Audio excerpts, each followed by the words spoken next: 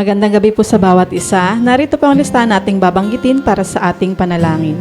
Pastora Stella Jeronimo, Pastor Ted Ribo and Family, Pastor Nael Tongco and Family, Pastor Jerry Dalagit, Pastor Mike Santos, Pastor Ronnie and Sister Leonie, Reynosa Family, Pastor June Jeronimo and Family, Pastor Samuel Montiagodo, Nana Nemen, Sister Neneng, Sister Blancy, Baby Muding Mijares and Family, Sister Judith, Brother Chris and Brother NC, Sister Jenaline Katrina Concept and Kyle Valiente, Marinas Family, Sister Christina and Sister Jessica Msuan, Sister Edna and Sister Abigail Marquez, Buatis Bartolome Family, Nana Yole and Family, Pastor Larry and Sister Glenda Puntillas, Carizo Family, Brother Ronald Benaventura and Family, Sister Raquel Benaventura, Brother Jojo, Sister Marivic and Sister Necho Ijiran, Sister Trisha, Trixie and Tristan Larisma, Sister Isang Constantino, Cabalas Family, Brother Rod, Sister Ana and Sister Praise de los Santos, Sister Cherry Arzala, Sister Orfa, Sister Sharon and Sister Nympha, Sister Christine de la Cruz and Family, Sister Yoli Pantig, Sister Melly Montaño, Brother Jeffrey Carizo, Sister Feli Dizon, Sister Caroline Bocohan and Sister Nancy, Maulawen Family, Brother Marvin Lau, Sister May Santos, Sister Pina Montiagodo, Sister Edel Castro, Brother Reynaldo Rodriguez, Sister Joy Acosta and Sister Eliodora Medina, Nanay Lionel Lopez, Brother Julius Pantig and Family, Sister Fen MJ Danganan, Brother Dixon Paras, Brother Richard and Brother Scott Michael Wayan, Brother Gerald Handa and Family, Sister Sala Ricardo and Family, Brother Brian Bernardo, Sister Cam Saito, Zabala Family, Sister Miel Kabatingan, Brother Gerald de la Cruz, Sister Nihal Abdul Rauf and Brother Alexander Mamao, Sister Cecilia de Sahagun, Brother Delio Larin, Sister Liway Apa and Family, Brother Francisco Fabiliar, Brother Sam Benisano, Sister Baby Arsabi and Sister Belen, Brother Jerry Lazaro and Family, Sister Zea Callejo, Brother Vic Gutierrez and Family, Brother Francisco Senon, Baby Gavin Manzulim, Sister Lani Ramos, Sister Janet Abuel, Sister Hilary Ann Abuel, Baby Julian Chris Alfante, Sister Crescencia Ramos Rico, Nanay Gloria, Pastor Hener Ado, Brother Richard Elima, Brother Michael Tailo, Brother Ishmael and Brother Joaquin Ong, Baby Penelope Jane Leoncio, Brother Juanito Ramos, Sister Joanne May Ragosante, Brother Paul Anthony Gutierrez and Family, Sister Filomena Tugade, Sister Agang Cruz, Brother Ryan Dagdag and Family, Sister Madeline Napalang, Sister Mary Beth Balahadia, Brother Leo Garcia, Sister Julia Micaela Domingiano, Brother Jonathan Binuya, Sister Susan Lopez, Attorney Carlo Borja Jr., Sister Aida Cruz de Leon, Brother Reynaldo Moreno and Family, Brother Nelson and Sister Vivian Pabigayan, Sister Julieta Gutierrez, Sister Aida Quiazon, Brother Brian de la Cruz, Sister Mercy de la Cruz, Brother Edgar Ventura, Sister Mariel Sebastian, Mr. and Mrs. Jed and Danny Vedayo, Sister Lizelle Bangayan, Sister Melogin Paliago, Brother Renz Louis Abangan, Sister Vanessa Abingoza, Brother William Valencia Jr., Brother Ramon Rodriguez, Brother Fitzmark Nevado, Sister Sandra and Brother Luisito Perez Sr., Brother Rylan, Sister Josie and Sister Chin Vengua, Brother Shankar Lim, Sister Rosita, Enano Family, Dumo Family, Layag Family.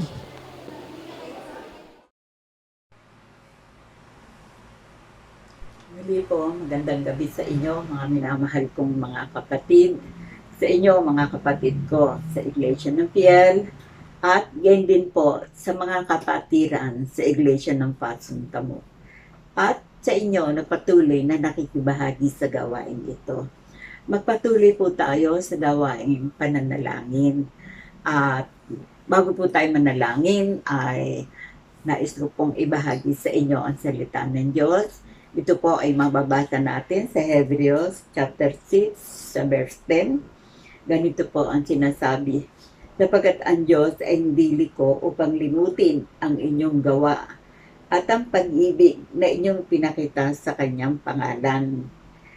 Na sa kanyang pangalan, sa inyong paglilingkod sa mga banal at hanggang ngayon nagsisipaglingkod kayo.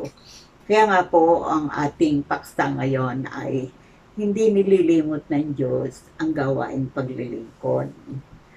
Alam nyo, ang ating Diyos ay laging tapat, lalo na po kung sa mga naglilingkod na nagtitiwala sa Kanya.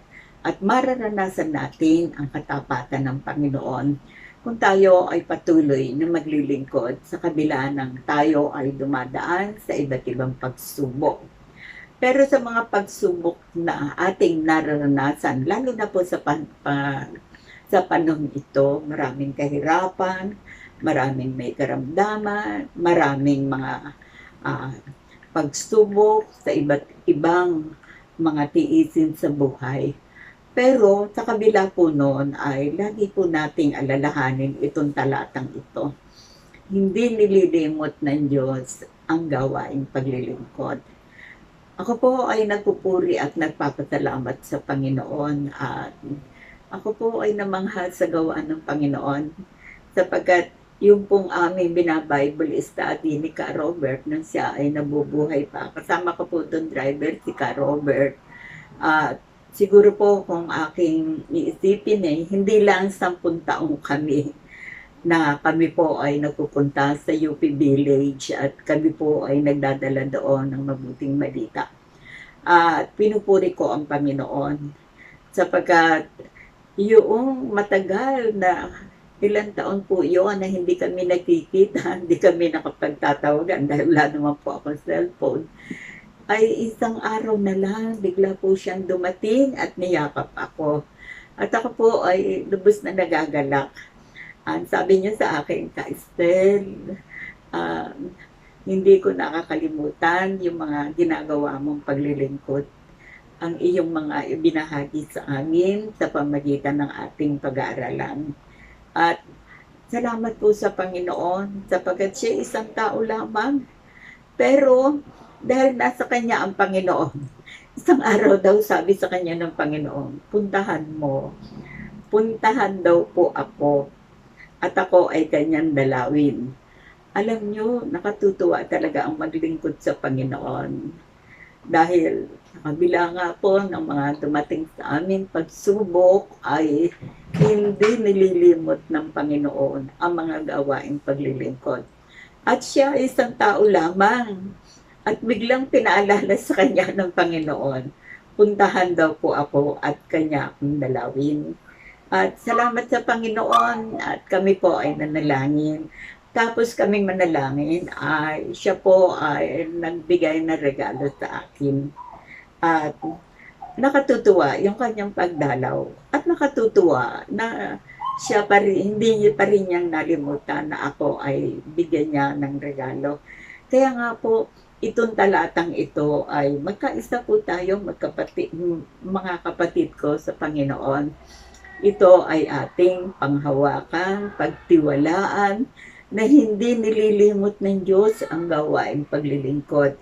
Kung ikaw man sa panong ito naglilingkod na may pagsubok, na may kahirapan, na may karamdaman, isipin po natin ang ating pinaglilingkuran, ang ating Diyos na tapat magpakailanman.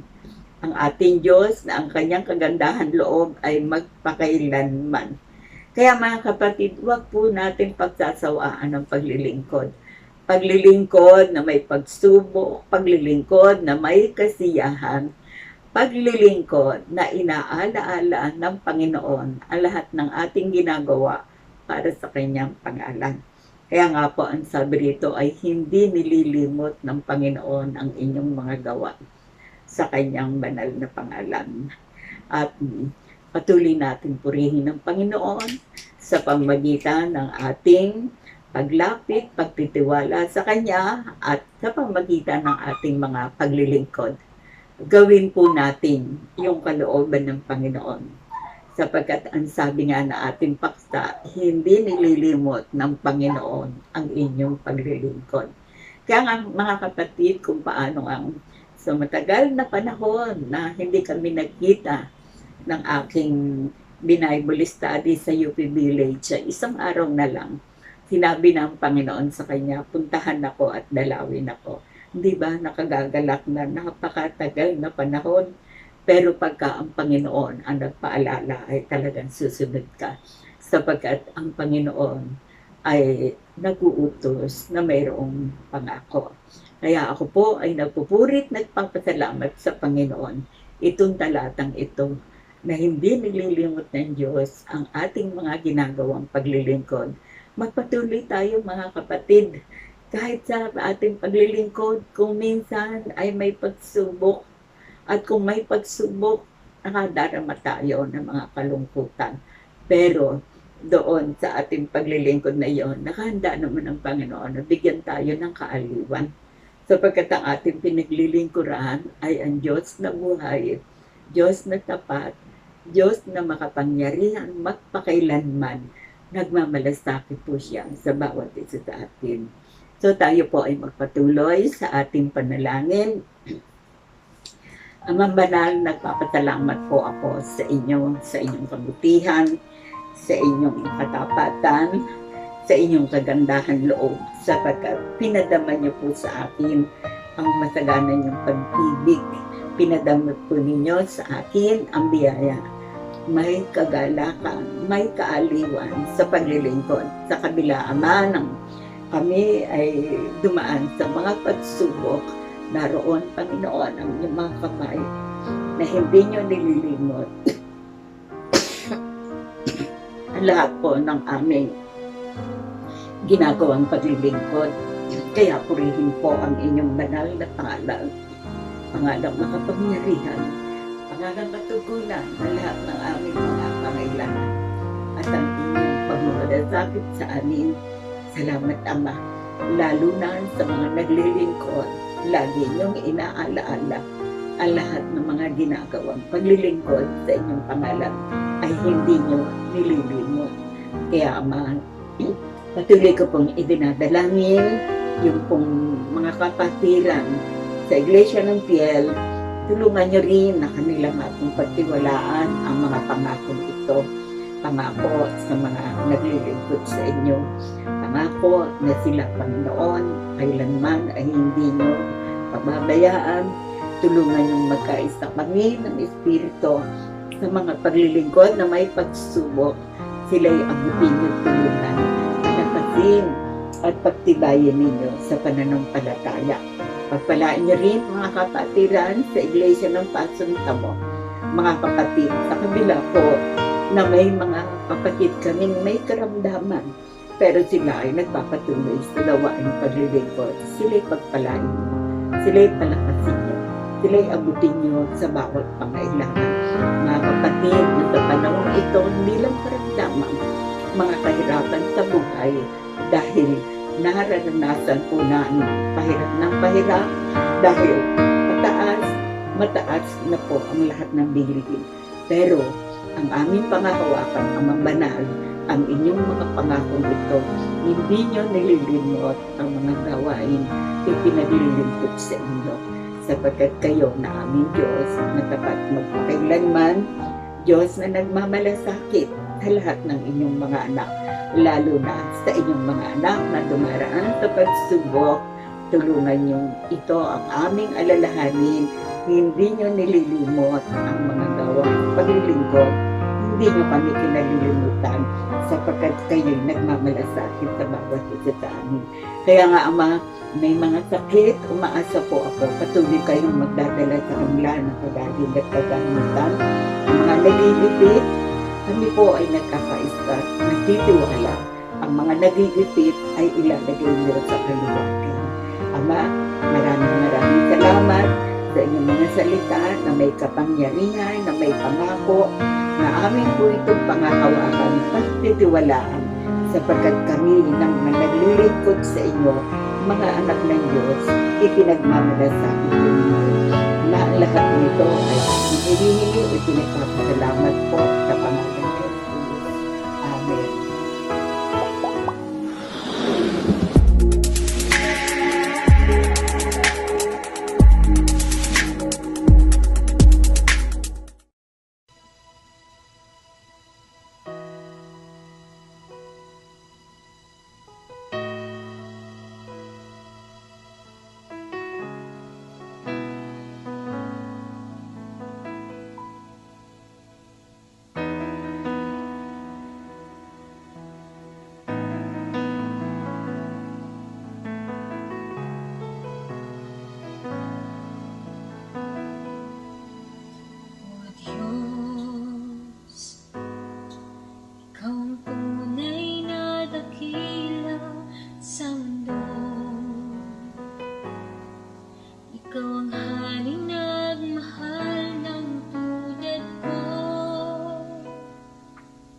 Ginawa mong lahat, pag-ibig mo